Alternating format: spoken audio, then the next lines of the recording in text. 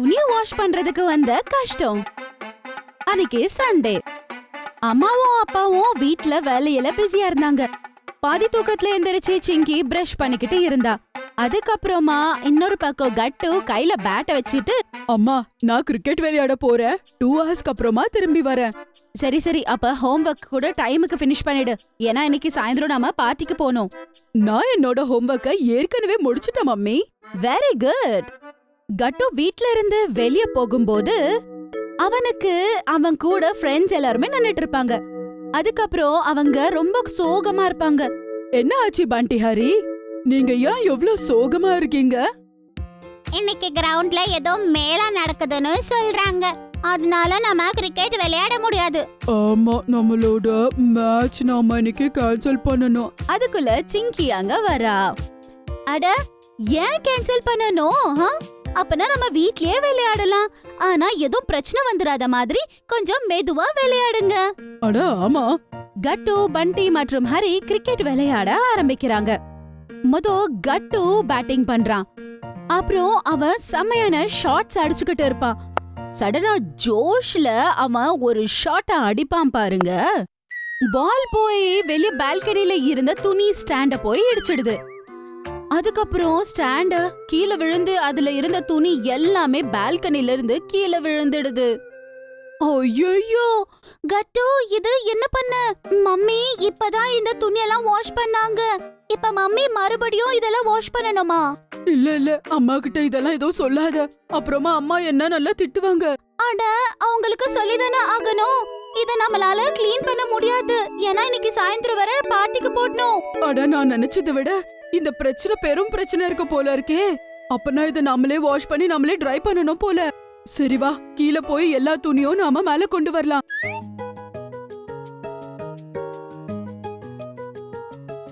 சிங்கி, இந்த துணி ரொம்பவே அழுக்காயிடுச்சு.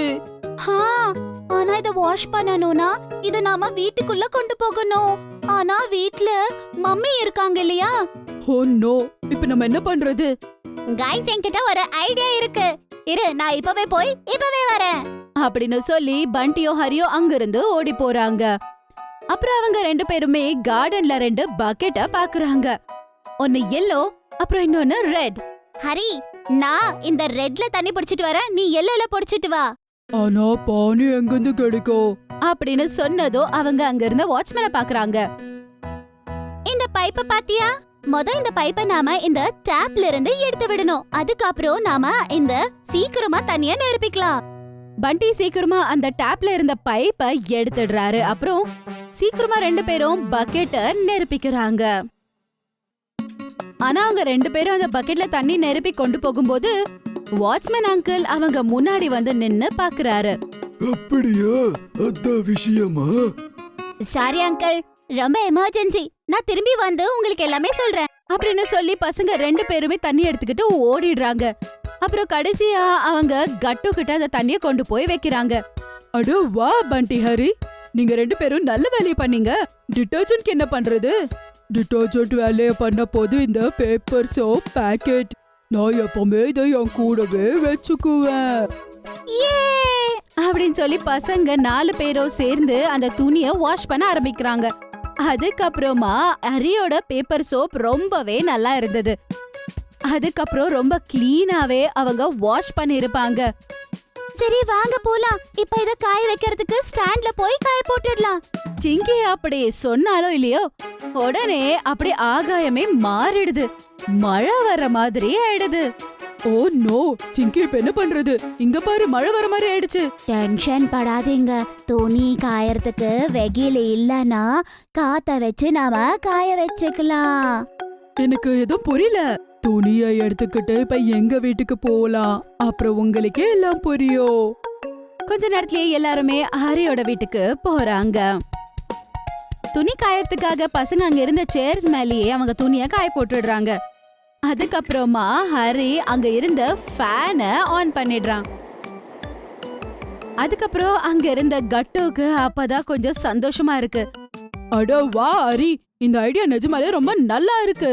ஆனா கொஞ்ச நேரத்திலேயே ஃபேன் வேற ஆஃப் ஆயிடுது. அத பார்த்து டென்ஷன் ஆடுறாரு கட்டு. அட, இந்த ஃபேன் எதுக்காக ஆஃப் ஆச்சு? பார்த்தா கரண்ட் போயிடுச்சு போல இருக்கு. அட இப்ப என்ன பண்றது? இப்ப கரண்ட் இல்லனா அதுக்கப்புறமா இந்த துணி காயாத சாயந்தரத்துக்குள்ள இது காயலனா அதுக்கப்புறம் அதுவே பெரிய பிரச்சனை ஆயிடும். இப்ப நாம என்ன பண்றது? கட்டோ, நான் சொல்றத கேளு. அம்மாக்கு போய் நடந்த எல்லா விஷயமும் சொல்லிடு. ஐயோ வேணாம் ஹரி, அப்புறம் அம்மாக்கு தெரிஞ்சா அவ்வளவுதான், என்ன பண்ணுவாங்கன்னே தெரியாது. அப்ப வேற என்னதான் பண்ண முடியும்?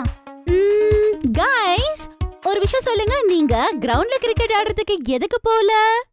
அதாவது கிரவுண்ட்ல மேலா நடந்துட்டு இருந்தது. இதுக்குள்ள அங்க மேல ஆல்ரெடி ஆரம்பிச்சிருக்கோம். சரி, அந்த மேலால ஃபெரிஸ் வீல் இருக்கா? ஆமா, கண்டிப்பா எல்லா மேலாலயும் இருக்கும். கைஸ், துணியை காய வைக்கிறதுக்கான செமையான ஐடியா ஒண்ணு இருக்கு. ஆனா அதுக்கு நாம மேலாக்கு போய் ஆகணும். அப்படின்னு சொல்லி பசங்க எல்லாரும் துணியை எடுத்துக்கிட்டு போறாங்க. அதுக்கப்புறம் அங்க போய் சிங்கி எல்லாருக்கும் பிளான சொல்றா. அப்புறம் எல்லாருமே ரெண்டு துணியை கையில எடுத்துக்கிட்டு ஃபெரிஸ் வீல்ல ஏறி உட்கார்றாங்க. அந்த ஃபெரிஸ் வீல் ரன் ஆக ஸ்டார்ட் ஆனதும் பசங்க 2 பேருமே அந்த துணிய கையில அப்படியே மேல தூக்கி காய வைக்கிறாங்க. அப்படியே ரைடு ஃபினிஷ் ஆனதும் துணி எல்லாமே காஞ்சிடுது. பாத்தியா கட்டு, துணி எல்லாமே காஞ்சிடுச்சு. அது கூட 5 நிமிஷத்துல. கட்டு, நான் ஒத்துக்கிட்டேன், நீ ஜஸ்ட் ஸ்டார் இல்ல, சூப்பர் ஸ்டார். அதுக்கப்புறம் பசங்க சீக்கிரமா அந்த துணியை கொண்டு வீட்டுக்கு போறாங்க. சீக்கிரமா அந்த ஸ்டாண்ட் மேலே அந்த துணியை போய் காய போட்டுடுறாங்க.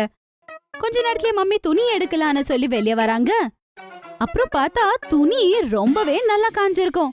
அட, என்னடா இது, இன்னைக்கு சரியா வெயிலும் இல்ல, ஆனா பார்த்தா துணி இவ்ளோ நல்லா காஞ்சு போயிருக்கு.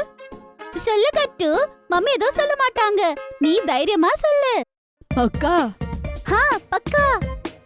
கட்டு ரொம்பவே தைரியமா மம்மிக்கு நடந்தது எல்லாமே சொல்றான். அப்புறம் ஓஃபோ பசங்களா, இந்த மாதிரி பண்ண வேண்டிய அவசியமே இல்லடா.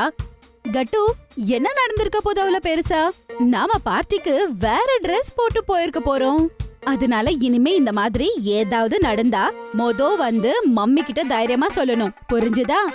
புரிஞ்சுக்கிட்டமா. எல்லாரோட ட்ரெஸ்ஸையும் மம்மி சீக்கிரமா அயன் பண்ணிடுறாங்க. அப்புறம் எல்லாருமே ட்ரெஸ் போட்டுக்கிட்டு பார்ட்டிக்கு ரெடி ஆயிடுறாங்க. அப்புறம் கார்ல உட்காந்து எல்லாருமே பார்ட்டிக்கு கிளம்பி போயிடுறாங்க. ஒருவேளை உங்களுக்கு எங்களுடைய வீடியோஸ் பிடிச்சிருந்ததுன்னா அதை லைக் பண்ணுங்க, கமெண்ட் பண்ணுங்க, அப்புறம் எங்க சேனலை சப்ஸ்கிரைப் பண்ணுங்க.